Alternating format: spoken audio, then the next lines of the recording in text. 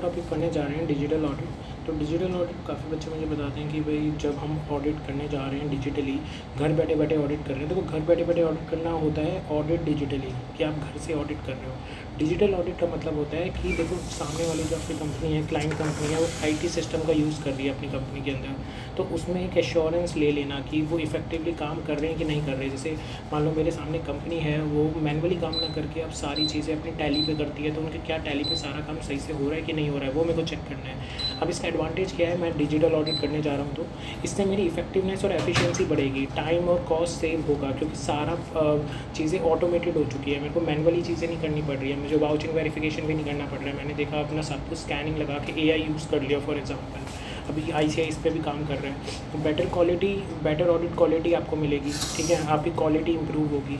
इसके बाद आपका रिस्क असेसमेंट में हेल्प मिलेगी। कैसे मिलेगी, जब इतना सारा डेटा आप एग्जामिन करोगे तो डिटेक्शन ज़्यादा होगी। अब डिटेक्शन ज़्यादा होगी तो डिटेक्शन रिस्क कम होगा, डिटेक्शन रिस्क कम होगी तो आपकी ओवरऑल रिस्क आपका कम हो जाएगा, जिससे आपको कम मेहनत करनी पड़ेगी। इसके अलावा आपको बेटर एनालिटिक्स मिलेगा। जैसे कैसे, जैसे मान लो इसमें टैली ईआरपी में मैं क्या करता हूँ, आपको पूरा एक प्रेजेंटेशन बना लेता हूँ, तो उसमें मेरे को बहुत सारी ट्रेंडिंग पता चल जाती है, रेशियोज़ पता चल जाते हैं, तो पैटर्न और ट्रेंड्स पता चलते हैं लार्ज डेटा के, जिससे होता है कि आपको बेटर एनालिटिक्स समझ आ जाते हैं।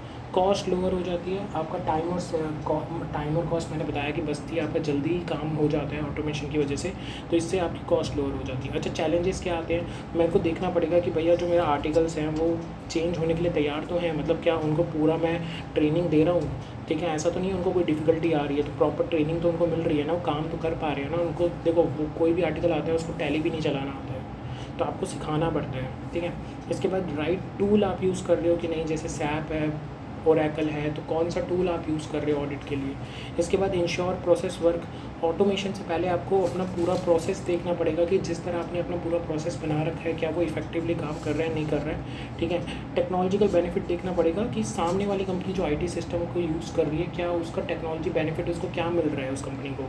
और डेटा सिक्योरिटी चेक करनी पड़ेगी कि भाई आपको सारी चीज़ें सिक्योर तो हैं सामने वाली कंपनी की, ठीक है, तो आपको वो सिक्योरिटी देखनी पड़ेगी, चेक करनी पड़ेगी। ऐसा तो नहीं अनसिक्योर तो नहीं है, कोई एम्प्लॉय फ़ायदा तो नहीं उठा रहा किसी डेटा का, वो या कोई आउटसाइडर, वो आपको देखना पड़ेगा। तो ये सारी चीज़ें आपकी आ गई हैं, ठीक है।